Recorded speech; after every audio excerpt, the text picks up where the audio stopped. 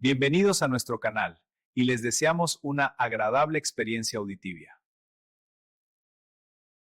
Hay momentos en la vida que no se olvidan aunque uno quiera. Momentos que se quedan tatuados en algún lugar del pecho, en ese espacio tibio donde vive todo lo que amamos y todo lo que nos ha roto. Para mí ese momento fue un sábado de septiembre, bajo las arañas de cristal de un salón de hotel lujoso, con 200 personas mirando hacia el estrado y mi hijo de 32 años sosteniendo un micrófono como si tuviera el mundo en la palma de la mano. Yo estaba sentada en la tercera fila, no en la primera, en la tercera. Y cuando llegó mi turno de existir en su discurso, descubrí que ese turno nunca iba a llegar. Me llamo Soledad Ruiz Moreno. Tengo 65 años, aunque cuando miro el mar desde mi terraza en Málaga, esta terraza que hoy es mía, que hoy es mi reino pequeño y suficiente, me siento de 40. Hay algo en el aire salado de la costa que rejuvenece el alma, que lava las costras del dolor acumulado y te devuelve algo parecido a la dignidad. Llevo 8 meses viviendo aquí y puedo decir, con la tranquilidad de quien ha atravesado una tormenta completa y ha salido caminando por el otro lado, que fue la mejor decisión de mi vida. Pero para que entiendas por qué, tengo que llevarte hasta esa noche, hasta ese salón, hasta ese instante exacto en que el suelo se abrió bajo mis pies y tuve que decidir si me dejaba tragar o si aprendía a volar. La boda de Diego se celebró el 16 de septiembre de 2023 en el Hotel Vilamagna de Madrid. Un lugar de esos que huelen a dinero desde que cruzas la puerta giratoria. Mármoles italianos en el suelo, ramos de flores blancas del tamaño de arbustos en cada rincón, camareros con guantes que se mueven entre las mesas como si hubieran ensayado cada paso. Todo perfecto, todo impecable. Todo costeado, como me enteraría horas más tarde de la manera más humillante posible, por Joaquín Vega Castillo, el padre de Patricia, mi futuro consuegro. Joaquín, empresario inmobiliario, 58 años. Hombre que ha resuelto toda su vida con la chequera antes que con las palabras. Un hombre que sabe lo que compra un nombre en una tarjeta de crédito. Admiración, gratitud, lealtad. Lo había visto operar durante meses, desde aquella primera cena familiar en que Patricia lo presentó como papá, el que organiza todo. Y yo lo observé con esa sonrisa de madre prudente que guardamos las mujeres cuando algo nos raspa por dentro, pero todavía no entendemos bien por qué. Durante meses, cada vez que preguntaba por los preparativos de la boda, Diego me respondía con esa frase que se convirtió en un muro entre nosotros. Todo está bajo control, mamá. Joaquín se encarga. Joaquín se encarga. 4 palabras. 4 palabras que deberían haberme dicho todo. Yo no me ofrecí a pagar la boda. Eso es verdad, y lo reconozco sin esconderlo. Pero hay una verdad más profunda que esa, una que solo entienden las madres que han construido solas, que han trabajado con las manos y con los años, que han sacrificado comodidades propias para asegurar el futuro de sus hijos. Mi contribución estaba planeada de otra manera, una manera que iba más allá de flores y banquetes, una manera que habría cambiado la vida de Diego para siempre. Déjame contarte lo que guardaba en el cajón de mi escritorio en la oficina de la calle Serrano. 2 documentos, 2 papeles que representaban 30 años de mi vida. El primero, los trámites de cesión de Construcciones Ruiz S.L., la empresa que había levantado desde cero cuando quedé viuda a los 34 años, con un niño de 4 en brazos y sin más capital que la terquedad y un préstamo bancario que me costó 5 años pagar. Una empresa que hoy factura casi 3 millones de euros anuales. Una empresa que tiene el nombre de mi apellido, el apellido que Diego también lleva, aunque últimamente pareciera haberlo olvidado. El segundo, las escrituras de un apartamento de 180 metros cuadrados en el barrio de Salamanca, valorado en 850.000 euros. Un piso que había comprado hace 12 años como inversión y que llevaba 2 reservado mentalmente para él, para el día en que formara una familia. Mi plan era entregarle ambos documentos durante la luna de miel, una sorpresa, el regalo más grande que una madre puede hacer. No un cheque, no un sobre en la boda, sino un futuro entero. Seguridad de por vida. El fruto de 3 décadas de madrugadas, de contratos negociados, de obras supervisadas bajo el sol de agosto y bajo la lluvia de noviembre. Nadie lo sabía, nadie. Y yo llegué a esa boda con esos 2 documentos guardados en el corazón, lista para entregarlos, lista para ver la cara de mi hijo cuando entendiera la magnitud de lo que su madre había construido pensando en él. Pero hay algo que necesito contarte antes de llegar a esa noche. Porque nada de lo que pasó en ese salón tiene sentido si no conoces los años que lo antecedieron. Los años en que fui aprendiendo, gota a gota, que mi lugar en la vida de Diego se había ido encogiendo. Cuando me diagnosticaron hipertensión en marzo de 2021, llamé a Diego para pedirle que me acompañara al cardiólogo. Era la primera vez que me enfrentaba a un diagnóstico serio.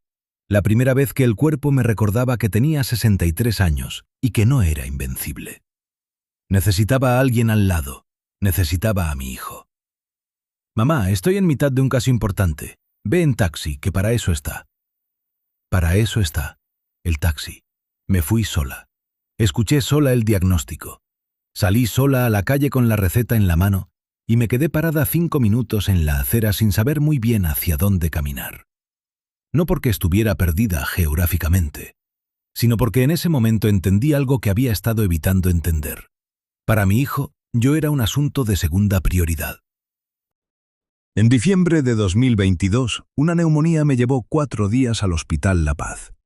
4 días con fiebre, con suero, con esa sensación de fragilidad que te da estar ingresada y no saber bien cuánto durará.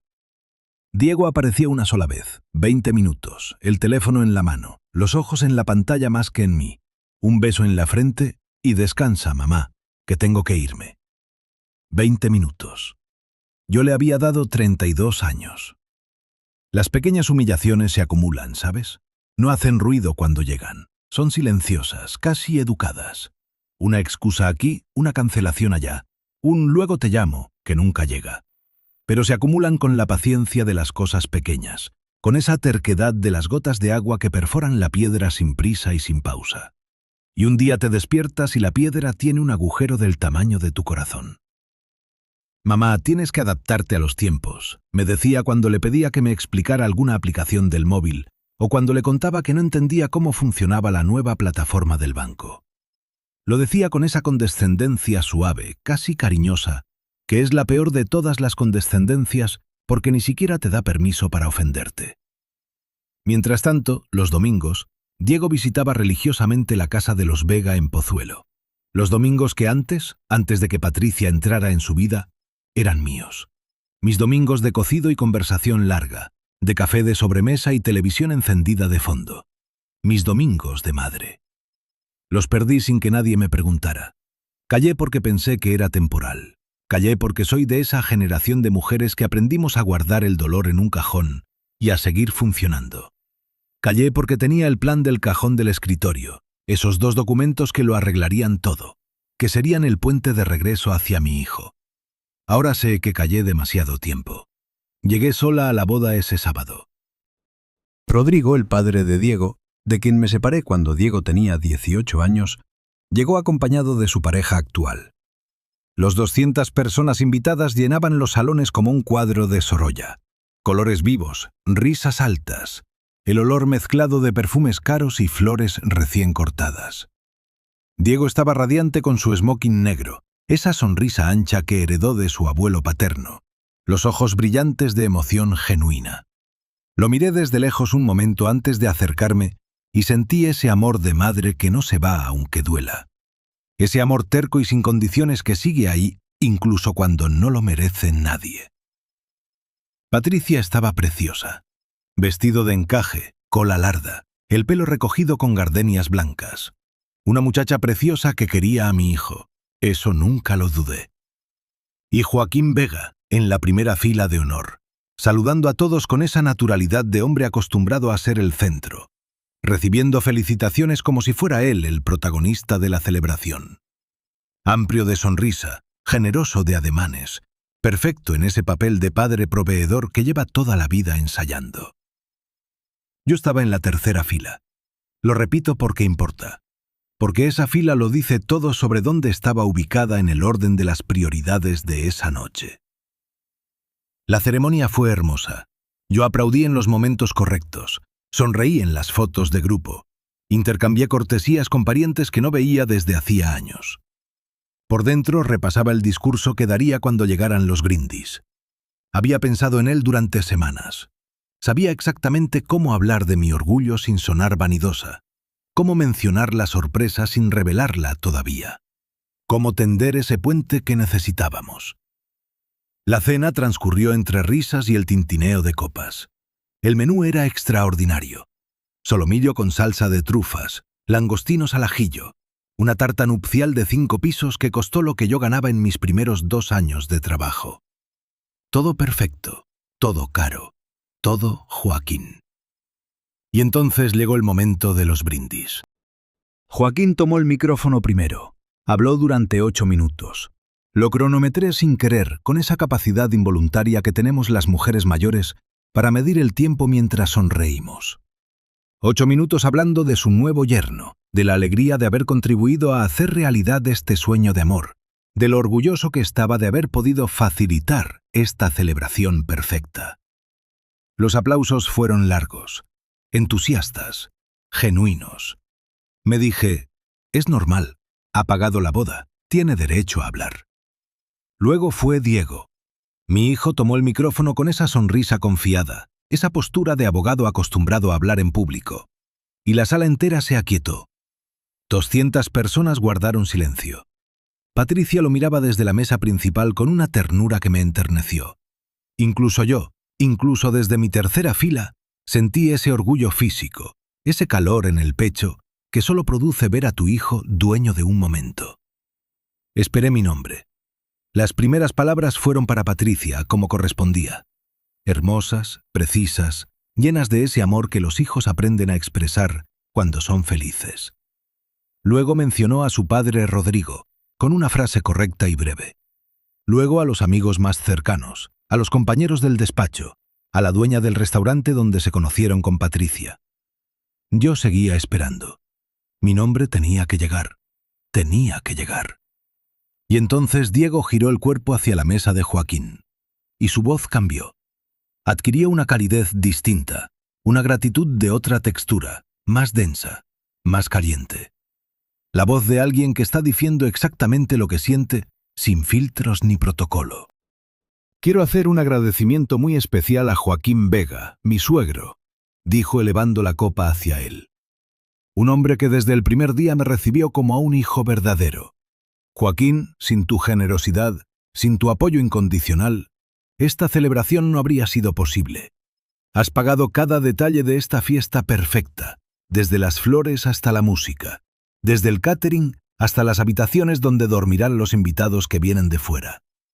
Has sido el padre que todo novio necesita en un momento así. El padre que todo novio necesita. El salón estalló en aplausos. Joaquín se puso de pie, emocionado. Se abrazaron los dos hombres en medio de flashes de cámara y vítores. Era un momento cinematográfico. Era el momento de Joaquín. Y yo seguía esperando mi nombre. Diego continuó hablando. Agradeció a los organizadores del catering, a la fotógrafa, al DJ, al párroco de la iglesia donde se había celebrado la ceremonia religiosa por la mañana. Y luego dijo: por último, quiero agradecer a todos los que vinieron hoy a compartir este día con nosotros. ¡Salud! Por último, yo era parte del todos. Yo, que lo traje al mundo un martes de enero con 36 horas de parto.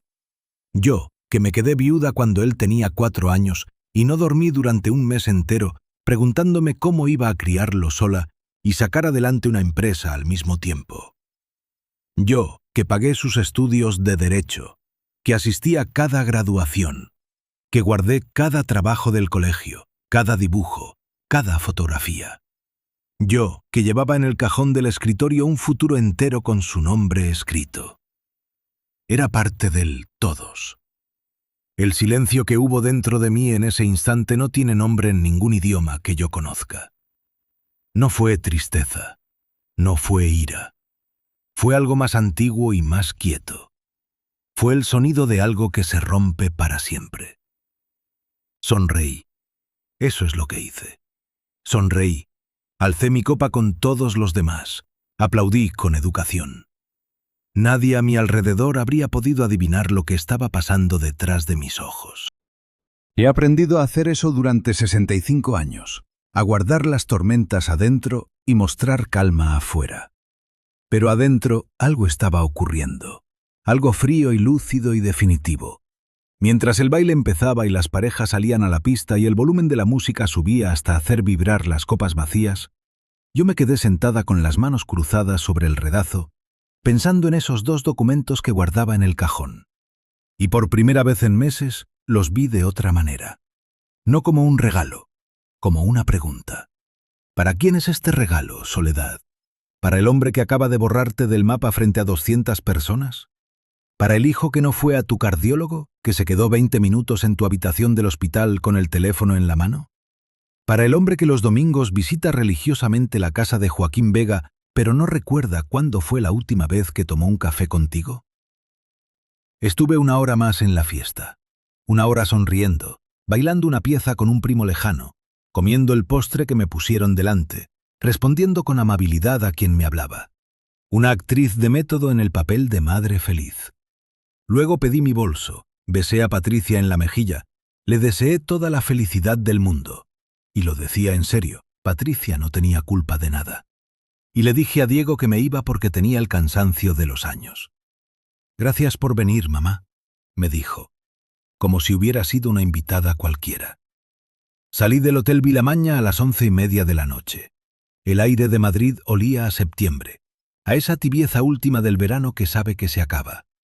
Tomé un taxi, me senté en el asiento trasero, y durante todo el trayecto de vuelta a casa no lloré, no me derrumbé, no hice nada dramático. Pensé con esa claridad fría que a veces viene después de los golpes más duros, esa claridad que parece anestesia pero en realidad es lucidez. Esa noche no dormí.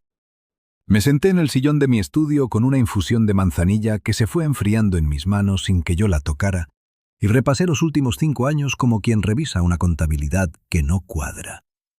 Suma esto, resta aquello, compara la columna del debe con la del haber. Y el resultado fue devastador en su sencillez. Había dado mucho, había recibido muy poco, y seguía planeando dar más. ¿Por qué? Me lo pregunté esa noche con una honestidad que duele. ¿Por qué sigues construyendo regalos para alguien que te ha colocado en la tercera fila de su vida? ¿Por amor o por miedo? ¿Miedo a qué, Soledad? ¿A que si no das te quedes sola? La respuesta llegó despacio, como siempre llegan las verdades que no queremos ver. Llevaba años comprando un lugar en la vida de mi hijo que debería haberme pertenecido por derecho propio. Un lugar que no se compra, que se gana o no se gana, pero que no se compra. Y esa noche tomé la decisión. Fue tranquila, no fue un portazo. No fue un grito. Fue la serenidad de quien ha resuelto un problema matemático complicado y finalmente ha encontrado la solución correcta. A las 3 de la madrugada abrí el cajón del escritorio. Saqué los 2 documentos.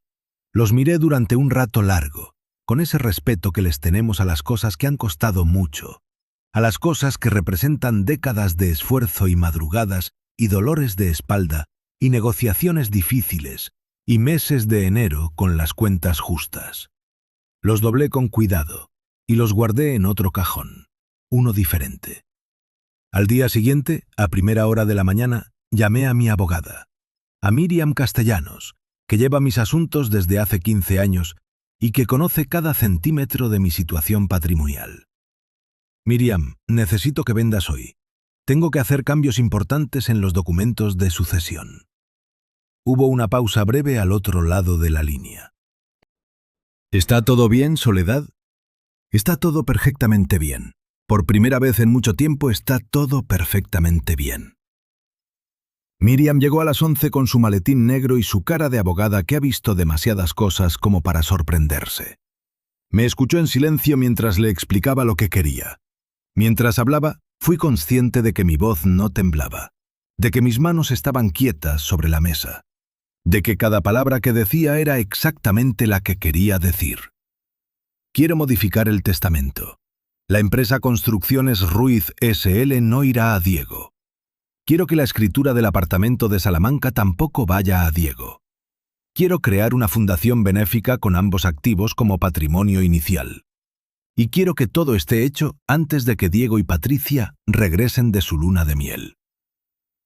Miriam me miró durante un segundo largo. ¿Estás segura? Completamente. Soledad, estamos hablando de 3,2 millones de euros en activos combinados. Lo sé perfectamente. Los construí yo. Otra pausa. Y entonces Miriam asintió. Abrió su maletín, sacó sus cuadernos y empezamos a trabajar. Mientras ella tomaba notas y hacía llamadas a su despacho, yo miraba por la ventana de mi estudio hacia el cielo de Madrid. Ese cielo azul de septiembre que tiene una limpieza particular, como si hubiera lavado todos los grises acumulados del año. Y pensé en Diego en su luna de miel, en algún lugar de Grecia o Tailandia, bebiendo cócteles frente al mar con Patricia, sonriendo, feliz, seguro de que el futuro estaba garantizado. Sin saber que en ese preciso momento, ese futuro garantizado estaba siendo reescrito. Sin saber que su madre, la mujer que había colocado en la tercera fila de su discurso junto con los camareros y el DJ, acababa de tomar la decisión más importante de su vida, y que lo había hecho sin llorar, con las manos quietas y el corazón sereno. Como lo que era, una mujer que había tardado 65 años en aprender a ponerse a sí misma en la primera fila. Pero que por fin lo había aprendido. Los trámites tardaron 4 días. 4 días en los que Diego y Patricia seguían en su luna de miel, en Grecia, según me había dicho Patricia en un mensaje breve y cordial, la mañana después de la boda. 4 días en los que yo me moví con una calma que sorprendió incluso a Miriam, que me conoce desde hace 15 años y que ha visto mis momentos de duda, mis momentos de miedo, mis momentos de esa fragilidad que todas guardamos debajo de la fortaleza. Pero no hubo fragilidad esa semana, hubo claridad. Una claridad fría y luminosa como el agua de un manantial en enero. La clase de claridad que solo llega cuando por fin dejas de pelearte con la verdad y simplemente la miras de frente. Miriam me llamó el miércoles.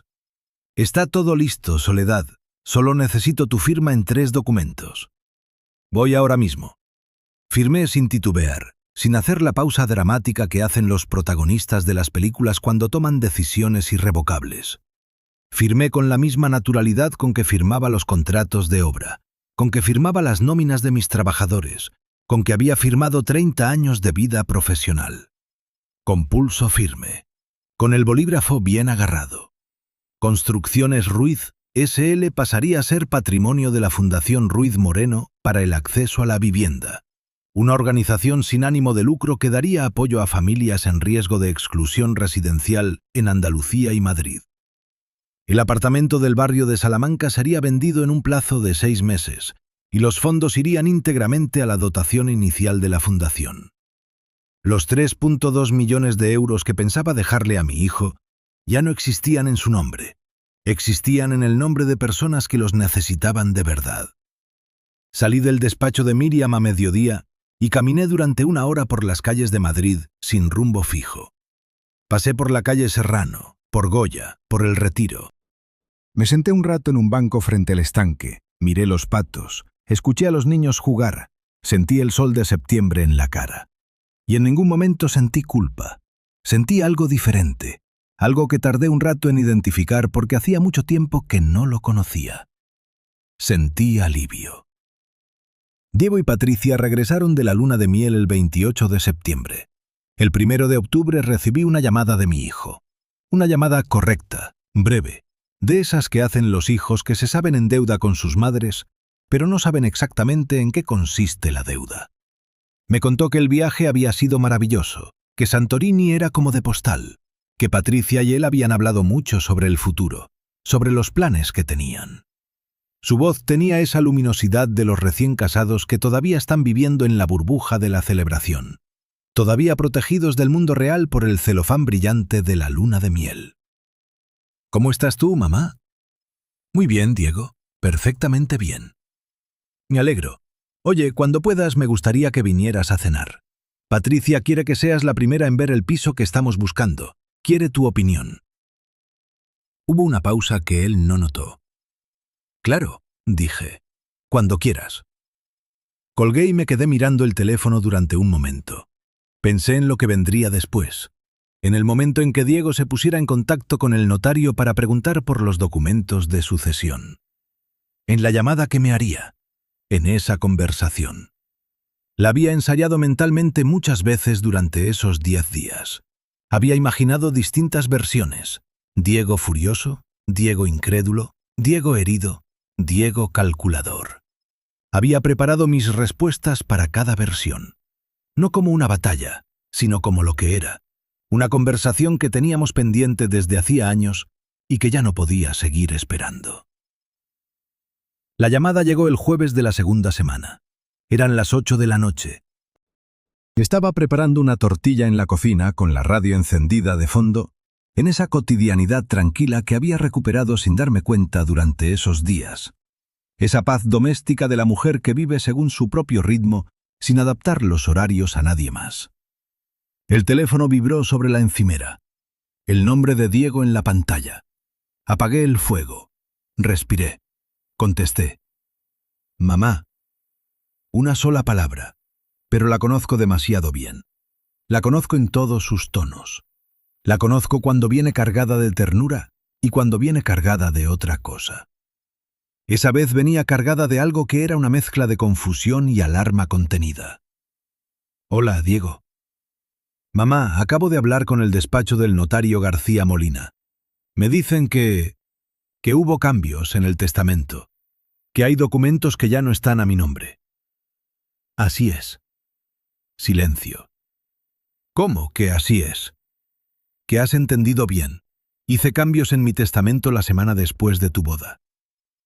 Otro silencio. Más largo. Podía escuchar su respiración al otro lado de la línea. Ese ritmo ligeramente acelerado de alguien que está procesando información que no encaja con sus expectativas. ¿Qué cambios? La empresa y el apartamento del barrio de Salamanca ya no forman parte de tu herencia. He creado una fundación benéfica con esos activos. La pausa que siguió fue tan larga que por un momento pensé que había colgado. Mamá, estamos hablando de millones de euros. Lo sé perfectamente, Diego. Los construí yo. ¿Por qué? ¿Qué ha pasado? ¿Estás enfadada por algo? Y ahí estaba, la pregunta. ¿Estás enfadada por algo? Como si todo pudiera reducirse a un enfado pasajero.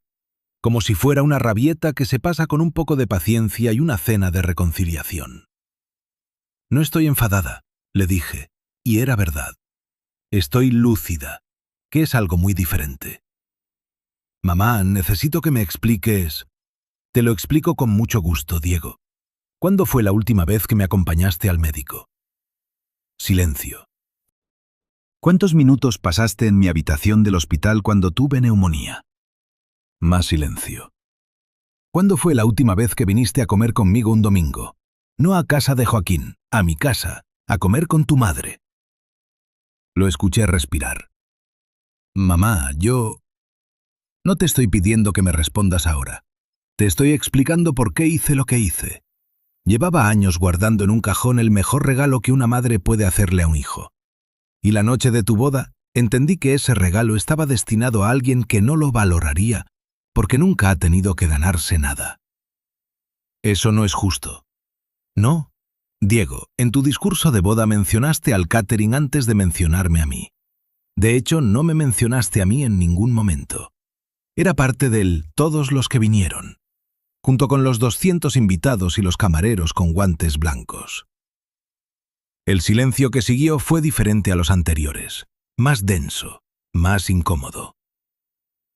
No me di cuenta, dijo finalmente. Y lo dijo en voz baja, casi en susurro, con algo en la voz que podría haber sido vergüenza si hubiera tenido tiempo de madurar del todo. Lo sé, respondí. Eso es exactamente el problema. No te diste cuenta. Colgué con suavidad, sin portazo, sin drama, con la misma tranquilidad con que había firmado los documentos 4 días antes. Volví a encender el fuego y terminé mi tortilla. Las semanas siguientes fueron difíciles de una manera que no había anticipado completamente. No por mí, yo estaba sorprendentemente entera, sino por la reacción en cadena que desencadenó aquella llamada. Diego llamó a Rodrigo para que mediara. Su padre me llamó con esa voz de hombre que se pone en medio de dos fuegos y no sabe muy bien dónde colocarse. Soledad, ¿no crees que estás exagerando un poco? Es tu único hijo. Le respondí con la misma frase que le había dicho a Diego. Soy completamente consciente de lo que soy y de lo que hago. Gracias por llamar, Rodrigo. Mi exmarido colgó frustrado.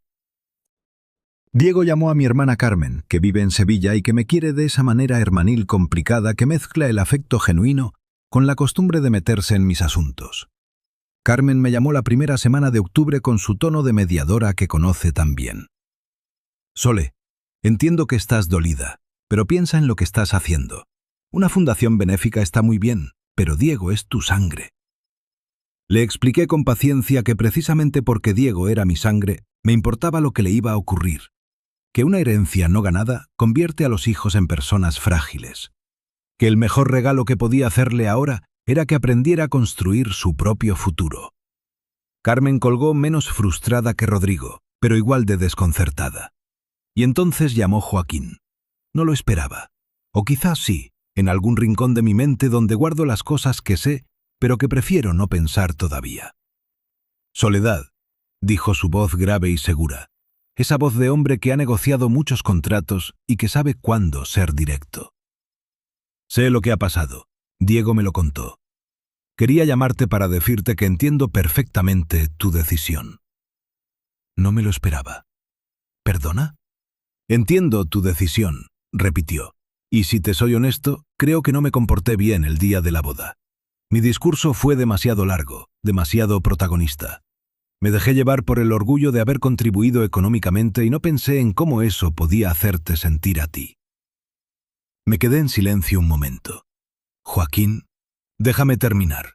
He criado a Patricia para que valore a las personas, no a los monederos. Pero creo que sin querer le he enseñado que el dinero da ciertos derechos de protagonismo que quizás no debería dar. Diego ha aprendido eso también, y parte de la responsabilidad es mía. Era la última conversación que esperaba tener, y sin embargo era la más honesta de todas las que había tenido desde la noche de la boda. No te pido que cambies tu decisión, continuó Joaquín. Solo quería que supieras que hay al menos una persona en esta historia que te entiende. Gracias, Joaquín, dije, y lo decía en serio. En noviembre tomé otra decisión. Vendí el piso de la calle Serrano donde había vivido durante 20 años. No necesitaba tanto espacio, no necesitaba ese Madrid de reuniones y compromisos y calendarios apretados. Compré un apartamento en la costa de Málaga, en Pedregalejo, con una terraza que da directamente al Mediterráneo. Un lugar donde el ruido principal es el de las olas y el de los niños jugando en la playa los fines de semana. Me instalé en diciembre, justo antes de Navidad. Fue la primera Navidad en muchos años que pasé exactamente donde quería estar y con quien quería estar. Conmigo misma. Me hice un cordero al horno siguiendo la receta de mi madre. Abrí una botella de Ribera del Duero que guardaba para una ocasión especial y comí frente al mar viendo cómo el sol de diciembre se ponía sobre el agua con esa lentitud naranja y dramática que tiene el atardecer en el Mediterráneo en invierno. No llamé a nadie. Nadie me llamó. Fue la Navidad más silenciosa de mi vida y también, descubrí con asombro, la más tranquila. En enero comencé a gestionar la fundación en serio. Miriam me había conectado con una abogada especialista en entidades sin ánimo de lucro, una mujer de 40 años llamada Beatriz Fuentes, que tenía esa energía de las personas que trabajan en lo que de verdad les importa. Nos reuníamos por videollamada 3 veces por semana para estructurar los estatutos, definir los criterios de selección de beneficiarios, organizar el consejo rector. Era un trabajo completamente diferente a lo que había hecho durante 30 años en el sector de la construcción. Más complejo en ciertos aspectos, más sencillo en otros.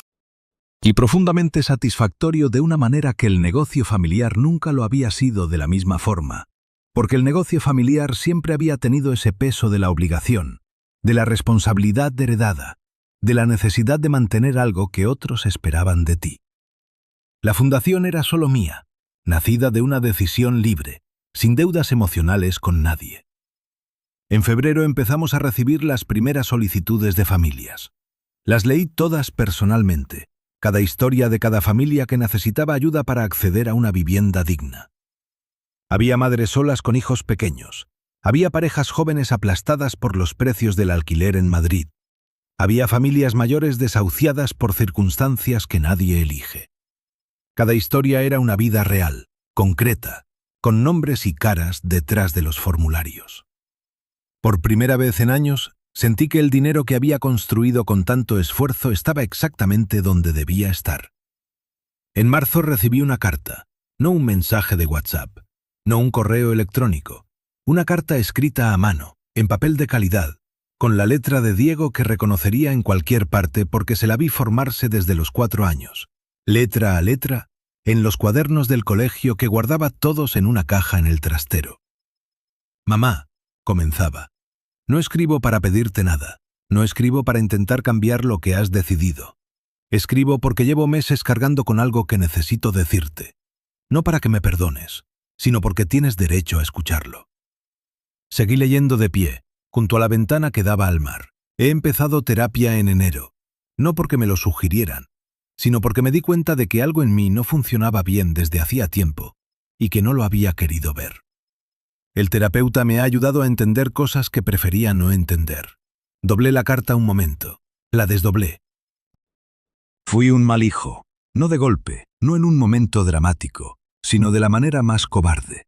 Poco a poco, en las cosas pequeñas, en las excusas cotidianas, en la distancia cómoda que fui construyendo entre tú y yo, sin darme cuenta de lo que construía realmente.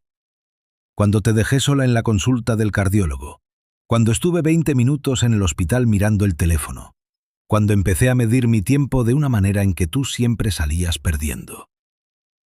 Tuve que parar, respirar. La noche de la boda no me di cuenta de lo que estaba haciendo con ese discurso. Eso es lo peor, mamá. No lo hice con maldad. Lo hice con la inconsciencia de quien da por sentado lo que tiene. Y eso es, si cabe, peor que la maldad. Fui hasta la terraza con la carta en la mano. Me senté en la silla de mimbre que había comprado en un mercadillo de Málaga y que se había convertido en mi silla favorita en el mundo, esa desde la que veo el mar cada mañana con el café. No te pido que vuelvas a poner mi nombre en ningún testamento. No te pido que recuperemos lo que teníamos, porque creo que lo que teníamos tampoco era lo que debería haber sido. Te pido, si algún día estás dispuesta, la oportunidad de construir algo diferente, algo basado en el respeto que no supe darte, sin expectativas económicas de por medio, sin la red de seguridad que siempre tuve y que me impidió aprender a caer y levantarme solo. La última frase era la que más tardé en leer. Patricia me ha dicho que soy como mi madre, terco, trabajador y más orgulloso de lo que me conviene. Quizás tenga razón. Quizás por eso tardé tanto en entenderte, porque me parezco demasiado a ti para verte con claridad. Terminaba sin firma, solo tu hijo. Guardé la carta en el cajón de la mesilla de noche, el mismo cajón donde guardo las cosas importantes. El reloj de mi madre, una foto de Diego con 4 años en la playa de Cádiz, la primera escritura de la empresa que firmé hace 30 años con mano temblorosa. No respondí la carta esa semana. Necesitaba tiempo para entender qué sentía, porque lo que sentía era complicado, y yo ya no tenía edad ni ganas de simplificar las cosas complicadas. En abril, Beatriz me llamó con una noticia. La fundación había recibido una donación inesperada de 50.000 euros de una empresa inmobiliaria de Madrid. El nombre del donante en la transferencia era Joaquín Vega Castillo. Llamé a Joaquín esa misma tarde. ¿Por qué? Le pregunté directamente, sin preámbulos. Porque creo en lo que estás haciendo, respondió. Y porque es la manera más honesta que se me ocurrió de decirte que lo siento. Hubo un silencio breve entre nosotros, de esos silencios que no incomodan. ¿Cómo está Diego?, pregunté, y me sorprendí al darme cuenta de que era la primera vez en meses que lo preguntaba directamente. Está trabajando mucho. Ha tenido que cambiar su estilo de vida, y no ha sido fácil para él ni para Patricia. Pero los dos están tirando adelante con una dignidad que, te soy honesto, no estaba seguro de que Diego tuviera. Hizo una pausa. Le está haciendo bien, Soledad. No lo diría si no lo creyera. Me alegra escucharlo, dije. Y también era verdad. En mayo hice el viaje que llevaba años posponiendo. Italia. Sola. 22 días recorriendo Roma, Florencia, Venecia, las colinas de la Toscana con sus cipreses perfectos y sus pueblos medievales que huelen a historia y a buen aceite de oliva. Un viaje que había prometido hacerme a mí misma cuando cumpliera 60 años y que había ido aplazando por razones que ahora me parecen todas igualmente insuficientes. Caminé por el Vaticano sin prisa. Me perdí durante 2 horas en los Uffizi, siguiendo un capricho de sala en sala. Tomé spritz al atardecer en una terraza de Venecia viendo pasar las góndolas con esa sensación particular de quien sabe que tiene todo el tiempo del mundo, porque por fin ha aprendido a dárselo. En Florencia, en una cena en una trattoria pequeña del Oltrarno, empecé a hablar con una mujer sentada en la mesa de al lado.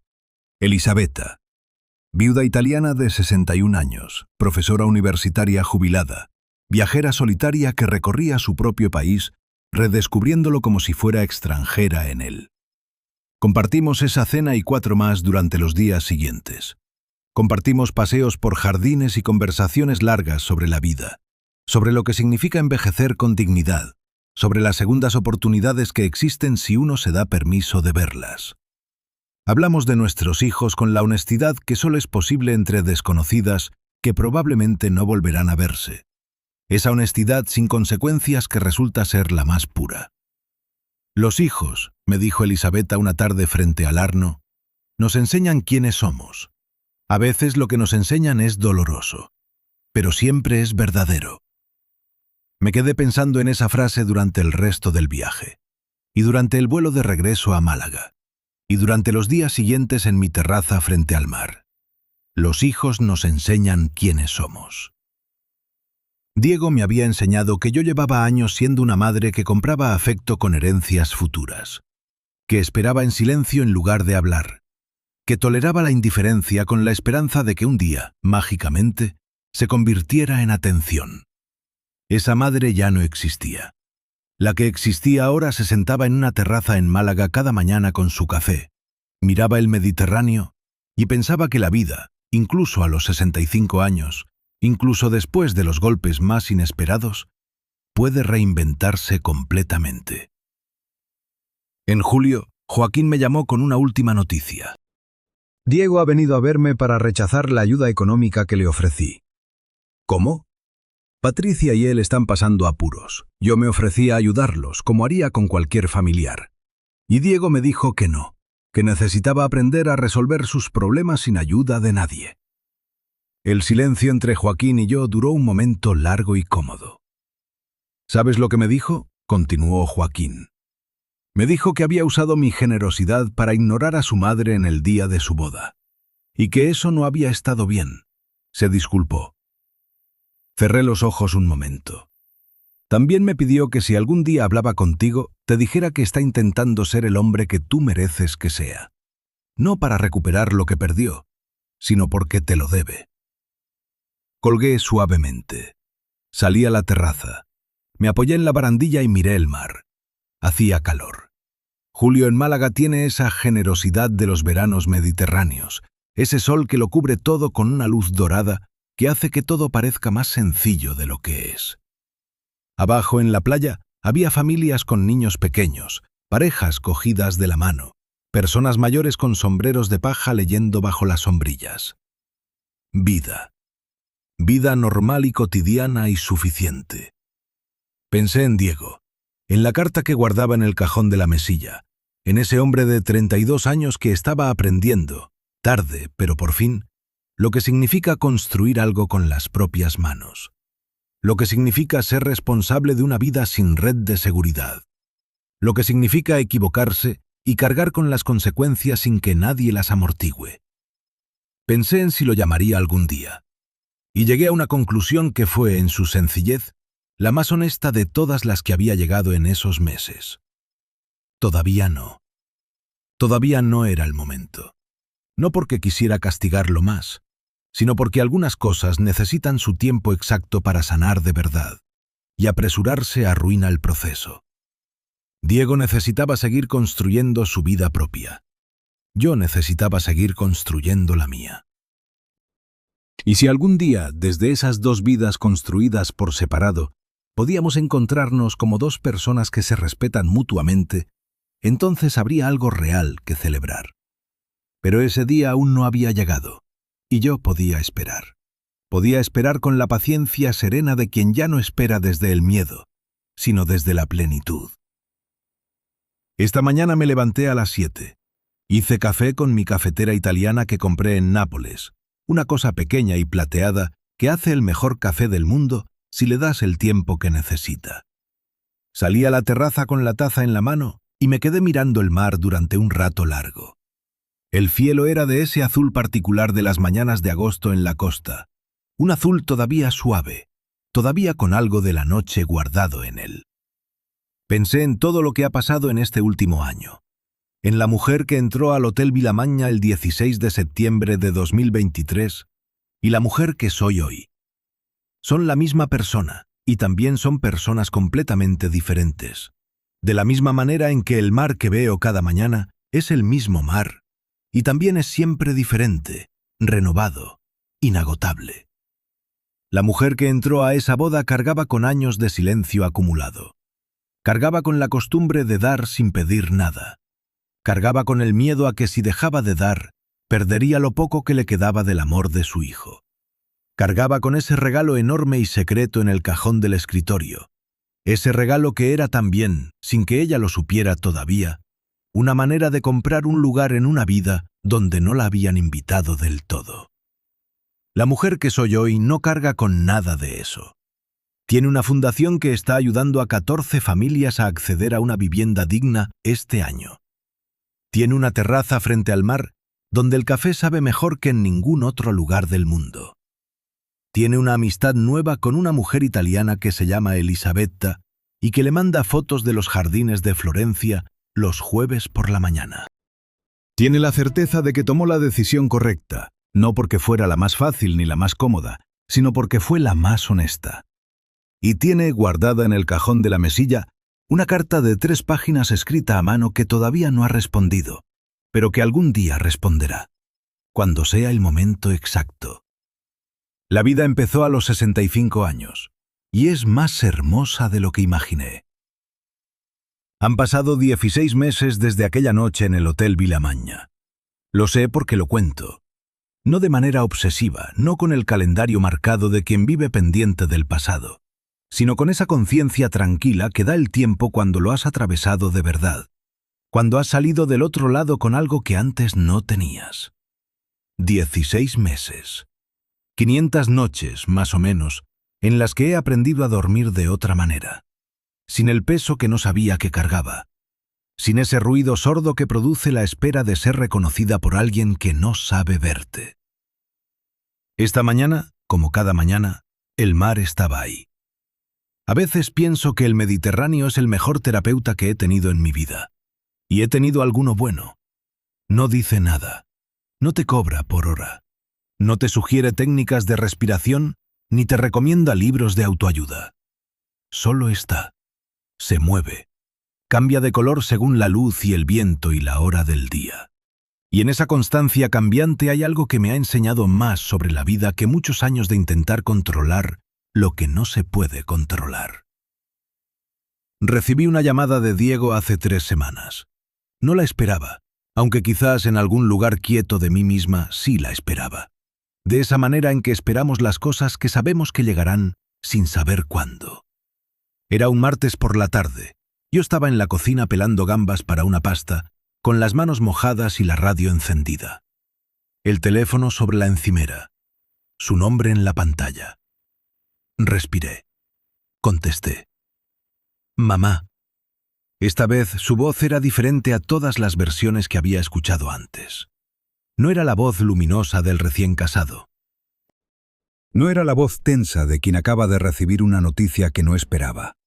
Era una voz más grave, más lenta, con el peso específico de alguien que ha pensado mucho lo que va a decir antes de decirlo. Hola, Diego. ¿Tienes un momento? Tengo todo el tiempo del mundo. Hubo una pausa breve, y luego mi hijo empezó a hablar de una manera que no le había escuchado hablar nunca. Sin la prisa del abogado, sin la seguridad performativa del hombre que siempre sabe la respuesta. Habló despacio, eligiendo las palabras con cuidado, como quien camina sobre un suelo que no conoce bien y quiere pisar con certeza. Me dijo que estaba bien, que él y Patricia habían encontrado su ritmo, que vivir con menos de lo que habían imaginado resultó ser, paradójicamente, más de lo que necesitaban, que habían descubierto que eran capaces de cosas que no sabían que podían hacer solos, que Patricia había conseguido un proyecto importante en el estudio de arquitectura y que él había ganado su primer caso grande en el bufete nuevo, sin el apellido de su madre abriendo puertas, sin la red de contactos heredada, con su nombre solo, con su trabajo solo. Me sentí bien, mamá, me dijo. Me sentí bien de una manera que no recuerdo haber sentido antes. Y tardé un tiempo en entender por qué. Y cuando lo entendí, pensé en ti. ¿En mí? En lo que debe haberte costado construir todo lo que construiste, sin nadie que te allanara el camino, sola, con 4 años yo y una empresa que acababa de empezar. Hizo una pausa. No lo había pensado nunca de esa manera. Lo sabía, pero no lo había pensado. Y hay una diferencia enorme entre saber algo y pensarlo de verdad. Me senté en la silla de la cocina, las gambas sin pelar todavía sobre la encimera. Diego, no te pido nada, mamá, ya lo sé, solo quería que supieras que lo entendí, que no es una frase, que lo entendí de verdad, aquí dentro. Y aunque no podía verlo, supe que se señalaba el pecho. Y quería preguntarte una cosa. Dime, ¿puedo ir a verte? Solo yo, un fin de semana, sin agenda, sin conversaciones importantes pendientes. Solo verte, tomar café contigo, ver ese mar del que me habló Joaquín. El silencio que hubo entonces fue mío. Un silencio que duró quizás 10 segundos y que contenía 16 meses de decisiones difíciles, de noches tranquilas, de cartas sin responder, de flores compradas en el mercado de Pedregalejo, de familias ayudadas por la fundación, de amaneceres frente al Mediterráneo. El primer fin de semana de octubre, dije finalmente. Ven el primer fin de semana de octubre. No voy a contarte que aquella llamada lo arregló todo, porque no lo arregló. No funciona así. Las cosas rotas no se reparan con una llamada, por mucho que la llamada sea honesta. Se reparan con tiempo y con paciencia y con actos repetidos que van construyendo, ladrillo a ladrillo, algo nuevo sobre los escombros de lo antiguo. Pero sí puedo decirte lo que sentí cuando colgué. No fue euforia. No fue ese alivio dramático de las películas donde la música sube y todo se ilumina. Fue algo más quieto y más hondo. Fue la sensación de que las cosas estaban ocurriendo en su tiempo exacto, ni antes ni después. Y que ese tiempo exacto había sido posible precisamente porque yo no me apresuré, porque no cedí a la presión de los que me pedían que perdonara rápido y olvidara más rápido todavía. Me levanté, terminé de pelar las gambas, hice la pasta, y mientras comía sola en mi terraza frente al mar, con el sol de noviembre calentando todavía con esa generosidad inesperada que tiene el otoño en Málaga, pensé en todo lo que este año me había devuelto sin que yo lo pidiera. Me devolvió el sueño, me devolvió las mañanas, me devolvió la certeza de que mis decisiones son mías y que tengo derecho a tomarlas sin pedir permiso a nadie. Me devolvió las ganas de viajar, de cocinar para mí, de comprar flores un martes sin que sea el cumpleaños de nadie. Me devolvió, sobre todo, algo que creía haber perdido en algún punto de esos años de silencio acumulado. El respeto por mí misma. Y quizás, solo quizás, también me está devolviendo a mi hijo, pero a una versión de él que todavía no conocía. Una versión construida con materiales más resistentes que los privilegios heredados. Una versión que ha tenido que ganarse su propio nombre. Eso no tiene precio. Ningún apartamento en el barrio de Salamanca lo vale. El primer fin de semana de octubre, Diego llegó a Málaga en el tren de las 11 de la mañana. Lo vi bajar al andén con una mochila pequeña, sin maleta de ruedas, sin traje de abogado. Vaqueros, zapatillas, una chaqueta de lona beige. Más delgado que la última vez que lo había visto, con algo diferente en la cara que tardé un momento en identificar. Luego lo identifiqué. Era la cara de alguien que ha dejado de fingir que todo está controlado. Nos miramos desde la distancia del andén. Y entonces hice algo que no había planeado. Me acerqué, le puse la mano en la mejilla como hacía cuando era pequeño y había tenido un mal sueño, y le dije en voz baja, solo para él: «Bienvenido, hijo». Diego cerró los ojos un segundo, solo un segundo, y luego los abrió, y había algo en ellos que se parecía mucho, aunque no fuera exactamente lo mismo, al principio de algo. Caminamos juntos hacia el mar.